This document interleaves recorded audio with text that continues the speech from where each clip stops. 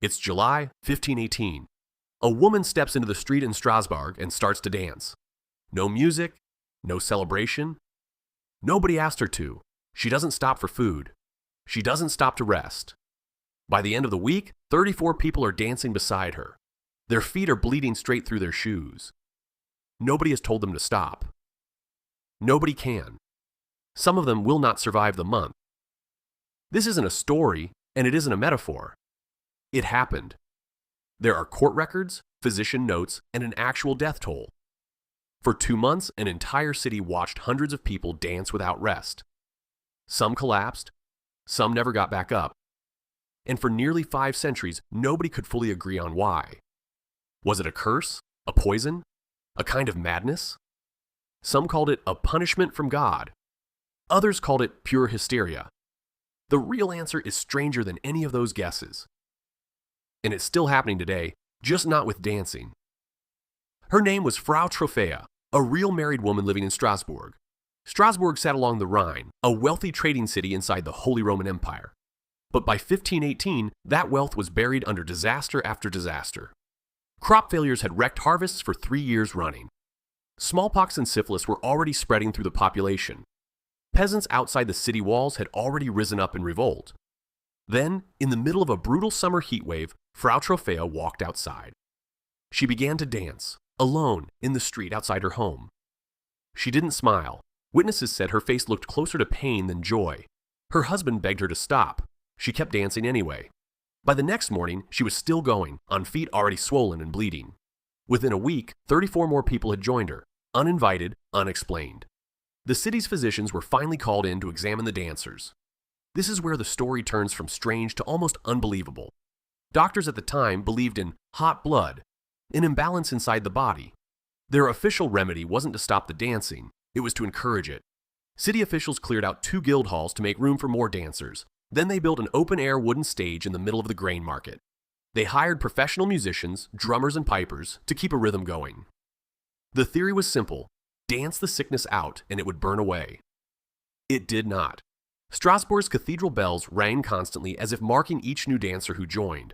Rumors spread fast. Some said the dancing was contagious, spreading just by watching. Others whispered that a local saint had cursed the entire street. By the second week, the numbers weren't shrinking. They were doubling.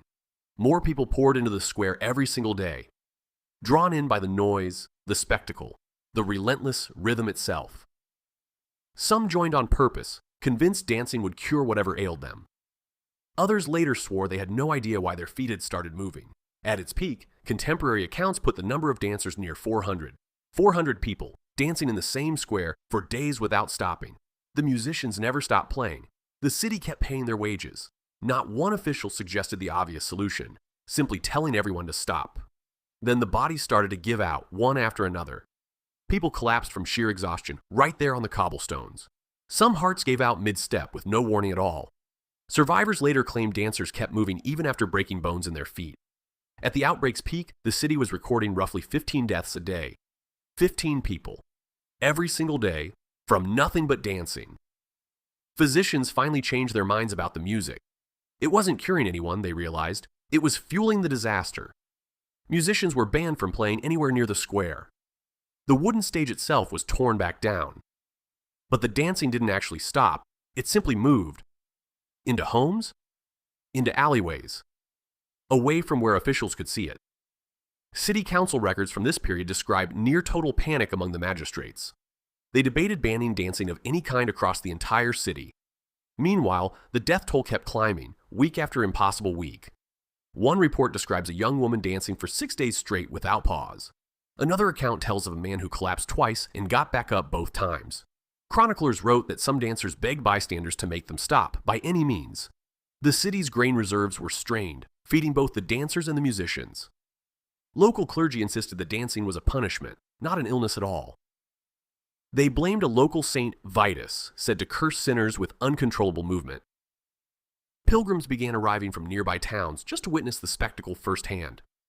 Merchants reportedly tried to profit from the chaos, selling food to the crowds.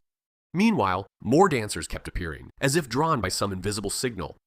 Some historians believe watching the dancers alone was enough to trigger new cases. By the fourth week, the city had essentially become a stage for suffering. Letters from the period describe an atmosphere of genuine, citywide dread. Nobody, from peasant to physician, fully understood what they were witnessing. And every single day, the number of dead kept climbing higher. Even the dogs in the square reportedly grew restless and refused to come near. Nobody recorded a single dancer simply walking away unharmed. Survivors described something very specific. The dancers didn't look joyful at all. They looked like people trying desperately to stop and failing completely. One account describes a woman dancing so long her feet wore through to bone. She kept going anyway, as if her body no longer belonged to her. Parents reportedly couldn't pull their own children out of the crowd. The dancing wasn't rhythmic celebration. Up close, it looked closer to seizure. A seizure that simply refused to end, hour after hour after hour. And here's the detail historians keep returning to, again and again. Almost nobody screamed. The square was strangely, eerily quiet. Witnesses described grunting, gasping, the dull sound of feet on stone. And beneath all of that, an almost total, unsettling silence. 400 bodies, moving in near-perfect unison, making almost no sound at all. This wasn't a party. It never had been, not even at the start. By every surviving account, this was suffering, set to a beat nobody else could hear. Some accounts describe dancers with eyes rolled back, unaware of their surroundings. Others reportedly wept while they danced, unable to stop either action. For the people of Strasbourg, there was no clear line between the two. Suffering and motion had simply become the same uncontrollable thing. For centuries, the leading theory was poisoning, specifically ergot. Ergot is a fungus that grows on damp rye and can cause hallucinations. It's a reasonable theory, it's also almost certainly wrong. Ergot poisoning causes violent, random convulsions and seizures. It doesn't produce coordinated, sustained dancing across hundreds of people for weeks. In 2008, historian John Waller went back through the original court records. He also studied physician notes, church documents, and city council minutes from 1518. His conclusion? This wasn't poisoning at all. It was stress, pushed past breaking point. Strasbourg in 1518 was buried under famine, disease, and crushing taxation. 3 straight years of failed harvests had already pushed people toward starvation. People genuinely believed a local saint, Saint Vitus, could curse the unworthy. A curse, they believed, that forced its victims to dance until they dropped. Waller's theory is this: under enough collective fear, belief becomes physical. The body doesn't always distinguish between imagined danger and real danger. Given a culturally available outlet, in this case a dancing curse, stress found a shape. What's now called mass psychogenic illness simply gave it a clinical name. Not a curse, then. Not a poison, either. Just a population's nervous system, breaking together in the only direction their culture allowed. 400 people had simply run out of any other way to cope. Mass psychogenic illness isn't some forgotten medieval relic. It's been recorded in modern schools, factories, even corporate offices. Entire groups of people developing identical symptoms with no physical cause, all at once. Nobody danced themselves to death in Strasbourg because of a curse. They did it because 400 nervous systems, under pressure, began speaking the same language. You've probably felt a smaller version of this yourself.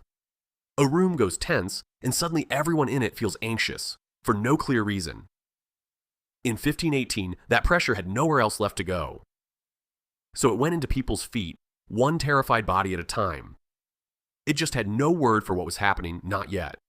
We just gave the old fear a new clinical name. Frau Trophea didn't start a dance. She started a symptom, and an entire city, already stretched past its limit, caught it. Sometimes that's all suffering needs, a place to go.